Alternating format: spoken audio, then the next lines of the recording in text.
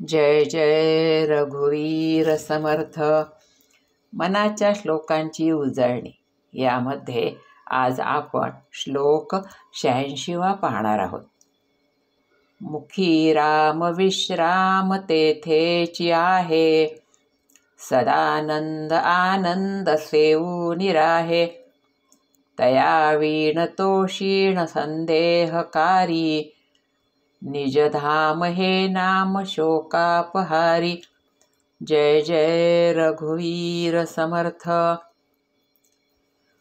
खऱ्या अर्थाने जीवनामध्ये विश्राम केव्हा मिळेल तर समर्थ म्हणतात, मुखात जेव्हा राम येईल तेव्हा. पण मुखात नाम यायला सुद्धा पूर्व पुण्याई लागते. ते नाम सहजासहजी आपल्या मुखामध्ये येत नाही. समर्थ म्हणतात, मुखी राम विश्राम तेथेची आहे. ज्याच्या मुखात सदैव रामनाम असते त्यांना जीवनामध्ये खरा आनंद आणि विश्राम मिळत असतो. अशा माणसांच्या जीवनात परिस्थिती कितीही प्रतिकूल असली तरी त्यांना त्याचं दुःख होत नाही. म्हणजे प्रतिकूल परिस्थितीतही ते आनंदामध्येच असतात. मुखाने सतत नाम घेतले की ते मनामध्ये हळूहळू जाऊन मुरते, चित्तामध्ये जाऊन ठसते आणि मग आपल्याला खरा आनंद मिळतो. आपण बघतो की रोजचे काम सारखे करत राहिल्याने आपल्याला थकवा येतो. मधून मधून थोडीशी विश्रांती घ्यावीशी वाटते. पण चालता बोलता काम करताना सुद्धा थकवा न येता आपल्याला विश्रांती मिळविता येते. ते कसे तर समर्थ म्हणतात, सतत नाम घेत काम करीत राहिले तर आपल्याला त्या कामाचा थकवा वाटणार नाही. हाती काम आणि मुखी नाम हे असलेच पाहिजे. नामामध्ये राहून काम केल्याने तो भगवंतच आपल्याकडून हे काम करून घेत आहे, मी करत नाही अशी भावना आपल्या मनामध्ये निर्माण होते. मी करतो असं म्हटलं की मग त्या कामाचं माणसाला शीण येतो. मी स्वयंपाक करते, भांडी घासते, धुणं धुते, मुलांना सांभाळते, नोकरी करते, असे मी करत राहिलो तर त्या कामाचे ओझे वाटते आणि मग कामाचा आपल्याला शीण येतो. संतांच्या जीवनाकडे बघितलं तर एक गोष्ट प्रकर्षाने लक्षात येते की त्यांच्या जीवनात इतकी प्रतिकूल परिस्थिती असून सुद्धा ते नेहमी आनंदात असत. कारण ते देहाने प्रपंच आणि मनाने नाम घेत. संत जनाबाईचं लौकिक जीवन काबाड कष्टातलं होतं, पण मुखी सदा विठ्ठलाचं नाम असल्यामुळे त्यांना त्या कष्टाचा शीण येत नव्हता. अध्यात्म साधनेसाठी दैनंदिन जीवनापासून वेगळं असं त्यांना काही करावंच लागलं नाही किंवा तशी त्यांना त्याची गरजही वाटली नाही. कारण त्या सदैव विठ्ठलाच्या स्मरणात राहूनच काम करीत असत. तो विठ्ठल पण त्यांच्या मदतीला धावून येत असे. त्यांनी आपलं सर्वस्व त्या विठ्ठलाला समर्पित केलेलं होतं. एका अभंगात त्या म्हणतात, दळिता कांडिता तुझ गायी न अनंता, न विसंबे क्षणभरी तुझे नाम गा मुरारी. हे अनंता, हे विठ्ठला, मी एक क्षणभरसुद्धा तुला विसरू शकत नाही. सतत तुझं नाम माझ्या मुखामध्ये असतं आणि त्यामुळेच काम करताना सुद्धा त्यांना शीण न येता आनंद वाटत असे.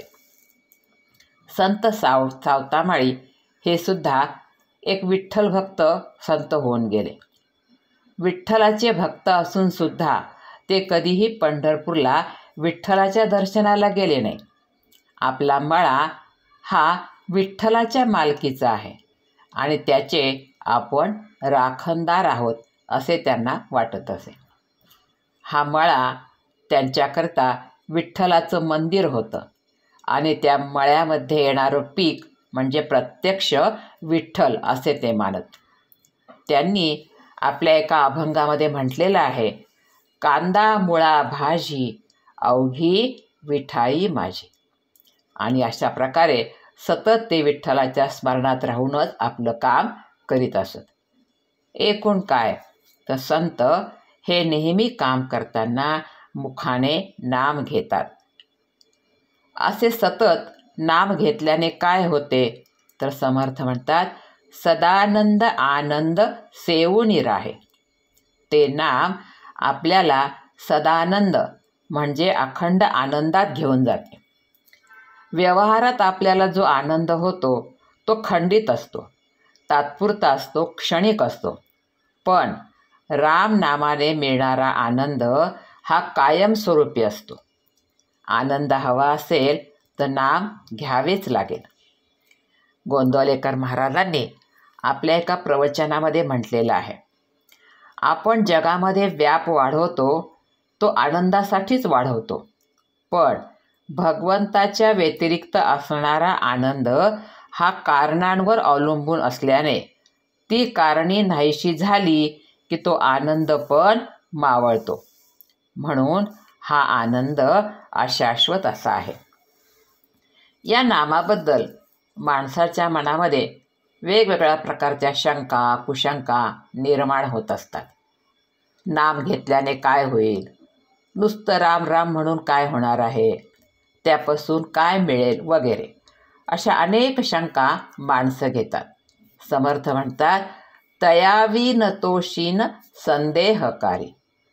त्या नामाशिवाय केलेल्या कामातून आनंद मिळत नाही, क्षीणच होणार, थकवाच येणार. नामाबद्दल मनात शंका घेतल्याने मन आपलं गढूळ होतं, अस्थिर होतं, अशांत होतं आणि अशा अशांत मनामध्ये, विषय वासनांनी बरबटलेल्या मनामध्ये भगवंताला राहायला आवडत नाही. त्याकरता आपल्याला प्रथम नामाविषयी ज्या शंका आहेत त्या दूर करून मन निश्शंक करावे लागेल. म्हणजे मग भगवंताला तेथे यावेसे वाटेल. आपल्या मनातील वासना इच्छा नष्ट झाल्याशिवाय परमेश्वराला त्या मनात जागा मिळणार नाही. म्हणून प्रथम मन शंकारहित करावे. नामाचे महत्त्व कळो अथवा न कळो ते घेतच राहिले पाहिजे. मनात शंका न आणता ते घेत राहिले पाहिजे.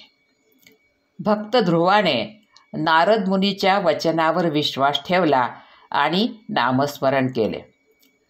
त्यांनी कुठल्याही प्रकारची शंका कुशंका मनामध्ये न घेता नारदाच्या म्हणण्यावर विश्वास ठेवला आणि ध्रुवाला नारायण प्रसन्न झाला. अशा प्रकारे मनात कुठलीही शंका न ठेवता निश्शंक मनाने नामस्मरण केल्यास परमेश्वर निश्चित भेटतो. हे ध्रुवाच्या उदाहरणावरूनही आपल्याला समजू शकते. पुढे समर्थ म्हणतात, निजधाम हे नाम शोकापहारी. अर्थात निजधाम म्हणजे स्वतःच्या मालकीचे घर. तर हे घर आपल्यात आहे, म्हणजेच खरा आनंद आपल्यातच आहे. त्याला दुसरीकडे शोधण्याची गरजच नाही. पण हे आपल्याला लक्षात येत नाही. आपण त्या भगवंताला बाहेरच शोधतो. जसे कस्तुरी मृग जे आहे ते त्याच्या नाभीतच सुगंधी कस्तुरी असते, पण त्याला ते कळत नाही की सुगंध कुठून येतो. तो त्या कस्तुरीच्या शोधामध्ये सारखा बाहेरच धाव घेतो. तो जिथे जातो तिथे त्याच्यासोबत तो सुगंध असतोच. त्याला ज्या दिवशी समजेल की हा सुगंध माझ्याजवळच आहे तर त्या दिवशी त्याचं धावणं थांबेल. तसं आपल्याला जेव्हा समजेल की खरा आनंदाचा झरा हा माझ्यामध्येच आहे, त्यावेळी आपलंही संसाराच्या बाहेर जाऊन सुख शोधणं जे आहे ते थांबेल आणि आपल्याला खरा आनंद खरा समाधान प्राप्त होईल. जो कधीही कुठल्याही परिस्थितीत नष्ट होत नाही असा तो सदानंद आहे. जो नामात रंगून जातो त्याला देहाचे भान राहत नाही. देहभान गेल्यावर दुःख शोक शिल्लकच राहत नाहीत. म्हणून समर्थ म्हणतात की मुखी राम विश्राम तेथेची आहे, सदानंद आनंद सेवूनी राहे. तयावीन तोषीन संदेहकारी, निजधाम हे नाम शोकापहारी. जय जय रघुवीर समर्थ.